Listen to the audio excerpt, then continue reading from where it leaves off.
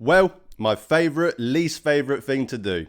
53-man roster prediction.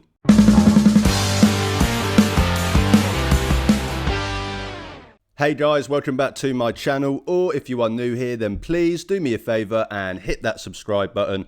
So, roster cut down day is right round the corner tomorrow, 9 PM UK time, 4 PM Eastern time over in the States. We will know at that time the Browns' 53-man roster, initial 53-man roster, because as I'm sure I'll get to in this video, there will be some moves, between now and week one, despite, even with the initial 53-man roster, some of those guys that make it might not be there by week one. But I would not be a Cleveland Browns content creator if I did not do my Cleveland Browns 53-man roster prediction. I love to hate to do it. It's one of those things that I enjoy doing it, but I also hate doing it. You're never going to get it right. By the time I release this video, I'm sure a couple players that I've got here have already been cut or whatever. It's always the way. You're never going to get it 100%. I think the best I ever got was one away. I've been doing it for quite a while, long before I was doing any Browns videos and Browns content, just as a hobby and for fun. So now at least I get to tell it to you guys. But I'll jump straight into it, starting with the offense. Quarterbacks, I have them carrying 4 quarterbacks on the initial 53-man roster. Probably the hottest debate across the whole roster. Will they carry 4? Will they get rid of one of them and only carry 3? Now, while I say they will carry 4, that doesn't mean, as I mentioned, that 4 will make it to week 1. I know Mary Kay has come out and said that they're not going to trade Kenny Pickett, but I would not 100% rule it out. I would 100% rule out cutting Shedeur Sanders. That's something that will not happen. But as I said, all 4 guys, Kenny Pickett, Joe Flacco, Dylan Gabriel, Shedeur Sanders, make the initial 53-man roster. It's just whether or not Kenny Pickett is still on the 53-man roster come week 1. We'll, of course, have to wait and see how they obviously handle it. But, Gabriel and Sanders, of course, will start the season on the sidelines with Joe Flacco starting. But with how the Browns quarterback position has gone in the last couple of years, I would not be surprised if we see both rookies, seeing some playing time on the field this year. Running backs, I've gone with 3 to start with. Dylan Sampson, Jerome Ford, and Pierre Strong. Of course, this year's second-round pick, Quinshon Judkins, is still not signed, amidst the ongoing NFL investigation into his accusations this past off-season. Of course, he's been cleared of any, criminal wrongdoing, but there is still an active NFL investigation. My 2 cents on it, he's probably still trying to get those fully guaranteed contract like the other second-round picks in his class have. Browns probably don't want to give him that guaranteed money until they know, obviously, the conclusion of the NFL investigation. So this just seems to be one of those things that is a bit of a waiting game at the minute. He's not signed. He's not going to be signed before 9 PM UK time tomorrow. So the Browns will have 3 running backs on the initial 53, with, of course, the plan to eventually add Judkins down the line. Do they straight swap him out for a Pierre Strong and just carry on carrying 3, or do they add him, have 4 running backs and, maybe make a roster move somewhere else in another position group? We'll have to wait and see. But of course, Judkins will be added to this room down the line. Amani Marshall, the biggest, guy missing out here, and someone that I do think, depending on the status of Pierre Strong, who did go into the concussion protocol in the last preseason game. If that is something that maybe lingers for him, maybe there's a route there for Amani Marshall to make the roster. Otherwise, I think he makes the practice squad. But of all the other guys trying to make that third spot, Amani Marshall definitely stood out the most and would deserve a shout. But I think he just misses out with Pierre Strong if he's, of course, healthy with that concussion. Wide receivers, I have them carrying 6. I know some people will probably have them carrying 5. Jerry Jeudy, Cedric Tillman, Jamari Thrash, Isaiah Bond, they are the 4 locks. They are the 4 guys that will 100% be in this wide receiver room and on this 53. DeAndre Carter, I've gone back and forth with. I personally don't think that we should be using up a roster spot for a 32-year-old returner, especially given, how these kickoff returns work now and how you have two guys back there. I just don't think, we're in a position to be giving a roster spot solely for a returner, at a 32-year-old returner in that. But I just think they're going to do it. So that's why I have DeAndre Carter on here. I mean, he's literally only played in the last preseason game. They clearly want him to be on this roster, so I have him making the team. And then the last guy, Gage Larvadain, I think he's done enough to make the roster. This is one of those that, pretty much every other pick is what I think the Browns do. This one is probably the more so the one that I am, me personally want them to do. I would not be shocked if Diontae Johnson makes the roster over Gage Larvadain. I don't think he should, but I would not be shocked. They brought him in. They clearly had intentions of bringing him in and to be on the team. They probably feel like there's an easier route getting Gage Larvadain on the practice squad than a Diontae Johnson. I just don't think he'd even sign on the practice squad. So this is one of those that I've got let Gage Larvadain making the roster, but in the back of my head, I will not be surprised if the Browns do of course go with Diontae Johnson instead. But as I said, I think they do go with 6. Some people might have him having 5, but I just think only having 3 running back and, as I'll get to, tight end, I think that gives you the ability to carry 6 wide receivers on the initial 53. I of course hope that it's Gage Larvadain in that 6th spot. But as I said, would not be surprised if it is Diontae Johnson. And obviously Caden Davis, another one who's had a great preseason, great training camp. He's done enough to probably make this team, but I think he just misses out in that final spot as well. Moving on to tight ends, as I mentioned, I've got 3 tight ends. This was probably one of the easier ones to do, if not the easiest. David Njoku, Harold Fanning, they are of course the mainstays in that Browns tight end room. They will both be mainstays in the Browns offense this year. I expect them to be in 12 personnel a lot. I expect to see both those guys out there a lot. They're 2 of the easiest guys to pin into this 53-man roster. And then Whiteheart, someone that this could have been shaken up with the knee injury that he suffered in the last preseason game. If that was serious, then there would have been a shout for someone else maybe here. But Kevin Stefanski came out and said that it's not serious and that he could be ready for week 1. So I expect Blake Whiteheart to claim that 3rd spot purely just due to his experience within this offense during last season compared to the other guys. So Sal Cannella, someone that I think if this injury was more serious could have made the team. He hasn't made the team. He's actually been cut already, so he misses out. Then going on to offensive line, which I think we're probably going to see the most variation amongst Browns content creators in terms of how many they have. I think a lot are going to be hoping for 10, a lot are going to be hoping for 9, a lot are going to have 10, a lot are going to have 9. I've gone with 9. I just think on the initial 53, with some of the kind of areas and spots elsewhere that they're going to fill, obviously, i.e. 4 quarterbacks, 6 wide receivers, I think they go with 9 in the offensive line, and that includes a somewhat unconventional, technically only 3 tackles in Jack Conklin, DeJuan Jones, and Cornelius Lucas. Somewhat unconventional, you could say, but I just think given the versatility across the line, this is something they can initially do. Maybe they add a tackle with the roster cut downs elsewhere. Make a claim through the waiver wire for a tackle. We'll have to wait and see. But I think the initial 53, we only see those 3 tackles. Guards, Joel Bitonio, Wyatt Teller, Tevin Jenkins, and Zach Zinter.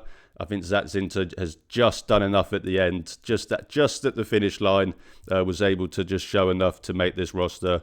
That and obviously being a 3rd round pick just a year ago. He struggled early in camp, someone that I thought could potentially, miss out on this initial 53. Maybe if the Browns decided to carry another tackle, Jackson Barton, for example, then maybe Zach Zinter wouldn't have made the roster, but they of course decided Jackson Barton has been cut which is partly why I think the Browns will only carry 3 tackles. Just if they were going to carry 4, I think Jackson Barton would have been that 4th tackle. So Zach Zinter makes the roster here. And then Ethan Posic, who could have been another spanner thrown into this 53 because obviously he suffered in the injury as well. That could have obviously opened up another spot. But his injury seems to not be serious. Same with Whiteheart. Kevin Stefanski confirmed that he should be ready to go week 1. So he makes the roster with, of course, backup Luke Whitepler behind him. But, as I said, 9 guys, somewhat unconventional maybe, only 3 tackles. But, as I said, just to make room elsewhere in the roster, I think that's why they go with 9. They have traditionally carried 10 in the past. That is what they have done mostly under this regime. But I think on this initial 53, they go with 9, only 3 tackles, and they're going to be in a lot of heavy sets this year. Of course, obviously that might make you think they need another offensive lineman in there. But when you just combine the combination of tight ends that they have, running backs, and hell, even rookie undrafted free agent, defensive tackle Aiden Huntington, who we saw blocking on the weekend, they can all help out with the blocking duties throughout the year. So whether they have 9 or 10 by the time we get to week 1, that is a question mark. But I think on the initial 53, we see 9. So that obviously rounds up the offense with 25 guys. And then moving on to the defense, starting with the defensive line. I have 5 defensive ends, 5 defensive tackles. I went back and forth on this one. For most of the time, I did have 6 defensive ends and 4 defensive tackles. But I just think, I've slightly changed it last minute. Defensive ends, Myles Garrett, Isaiah McGuire, Alex Wright, Joe Tyron Shanika, and Cameron Thomas. Cameron Thomas and Julian Okora, they were the 2 guys that I think are battling for that final spot. Julian Okora, I actually initially had making the roster instead of one of the defensive tackles, but I just think with his injury that he suffered in the preseason game, that could maybe contribute to him slipping out, maybe starting the year not on this initial 53. That does not mean that he won't be on this team this year. They could obviously find a way to get him back through the practice squad. But I think Cameron Thomas just nicks it as that 5th defensive end. And then defensive tackles, Mason Graham, Malik Collins, Shelby Harris, Aiden Huntington, shout out to him, rookie undrafted free agent, and Sam Kamara. They're the 5 defensive tackles. And, of course, this is led by Myles Garrett. But, this is the deepest position group that the Browns have in 2025. They are loaded on that defensive line. This was probably the hardest room to make to make the roster at, just because of how deep that they are. So I've got them taking, 10 defensive linemen. I think some people might have them having 11 defensive linemen, which wouldn't actually shock me that much. But I've got 10 with, of course, Mike Hall to be added. When he comes back from his injury, he maybe is included on the initial 53, and you see maybe a Sam Kamara or Cameron Thomas come off it. But I think it's probably more likely that initially he's not on the 53. But obviously then comes in for a Kamara or a Thomas. And as I mentioned, Julian Okora, someone that I thought was definitely going to make this roster about a month ago, that I think just slips out. But I do think they find a way of getting him back through the practice squad. And I do think we do see him play a game, at least one game for the Browns this year. Linebacker, this was the easiest one, probably other than tight end. Purely just because of the injuries that we've seen. Obviously, Jeremiah Owusu-Koramoah, he is out for the year. Nathaniel Watson tore his bicep last week, so he is out for the season. Veteran Jordan Hicks retired. So this room has pretty much picked itself. Carson Schlesinger, Jerome Baker, Devin Bush, who seems like he won't face any consequences from his obviously legal troubles that he had in the offseason. Mahmoud Diabate and Winston Reed. Diabate is one that, if there is any question mark, it's him, just because we've not seen him the last 2 weeks. We're not really sure what's going on with him, but there's been no injury designation on him, so I expect him to make the roster. Winston Reed, obviously undrafted player that came in last year and showed good signs. They've pretty much, they've given him a lot of snaps with the starters in these preseason games and seem to have taken him out with these starters. So I do think he's penciled in as that fifth linebacker.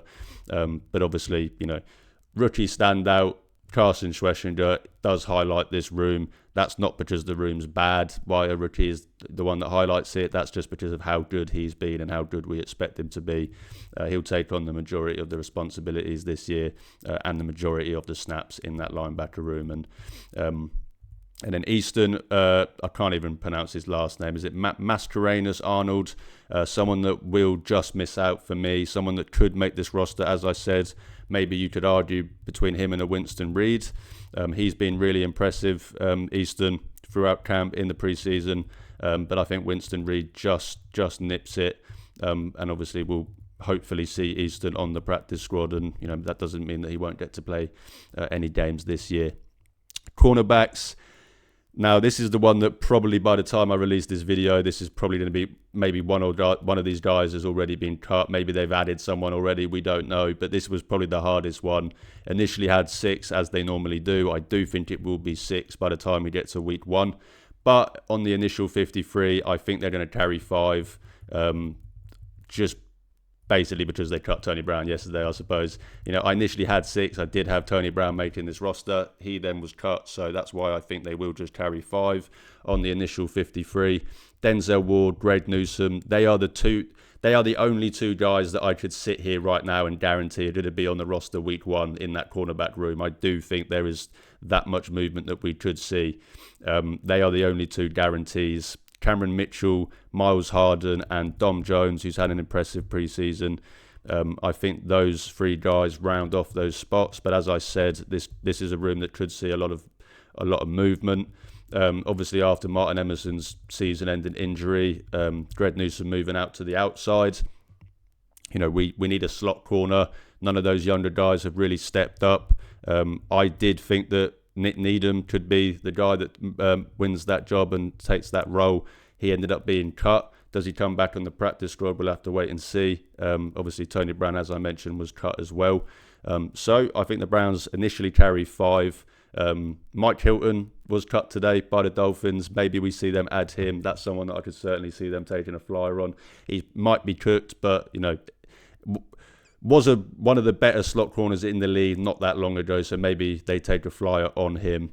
But as I said, I think they carry 5 on the initial 53. But I do think there is going to be 6 by the time we get to week 1. And with them only carrying 5 on the initial 53, I think that opens a spot in the safety room to carry 5. This is a room that probably has 4 by the time we get to week 1, but I think on the initial 53, we could see 5. Grant Delpit, Ronnie Hickman, of course, the 2 starters. Rayshon Jenkins makes the roster. Damon Tay, Kazi, someone that I think a lot of people might have maybe just missing out. He makes the roster for me. And then undrafted free agent Chris Edmonds. He benefits from the Browns only carrying 5 cornerbacks, and he's able to squeeze in that 5th safety spot. And someone that has been impressive in preseason and earned that spot. Maybe Donovan McMillan is someone that could make it instead of Edmonds, but I think Edmonds just nips it and Donovan McMillan misses out.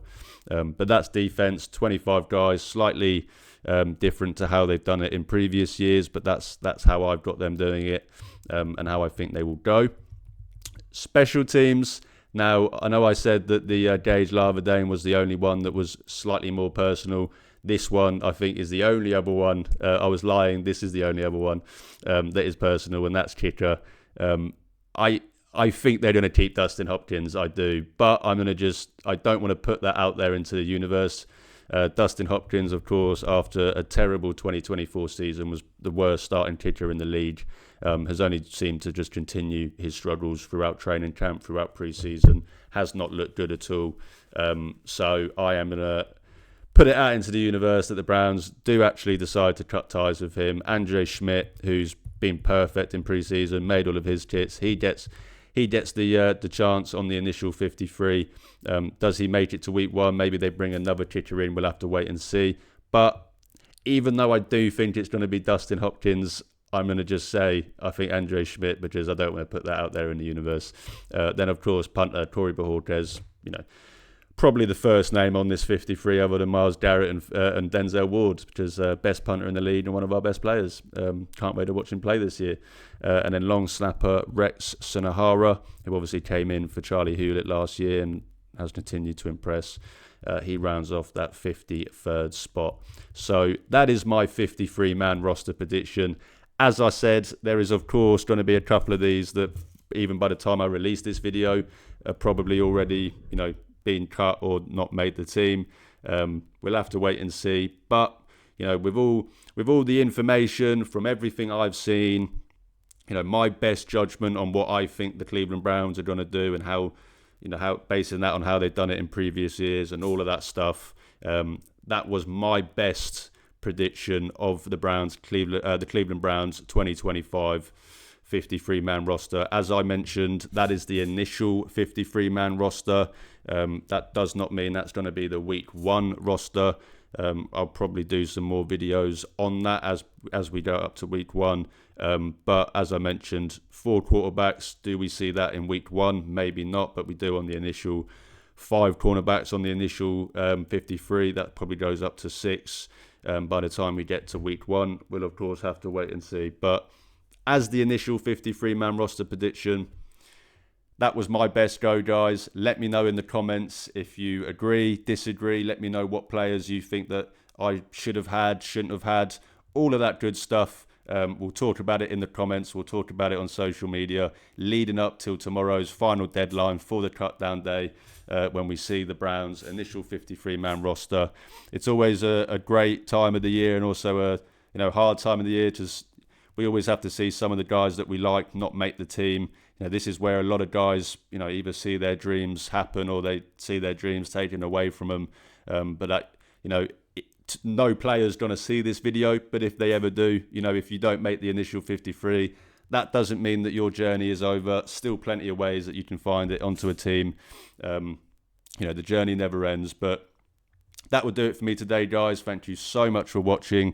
If you do enjoy my content, then please drop this video a like, hit that subscribe button. It's free, but it really, really helps out my channel. You can also check the links in the description to see where you can follow and interact with me on social media. As I always say, I'm trying to build a community of Cleveland Browns fans, and even if that means I only get to talk to one fan a day, I'm happy because I'm talking Browns football with the best fan base in the world. Thanks again for watching, guys. We have so much to talk about in the next coming weeks. We are in week 0. So close. Next week is game week. Cannot wait. But of course, as always, most importantly, go Browns.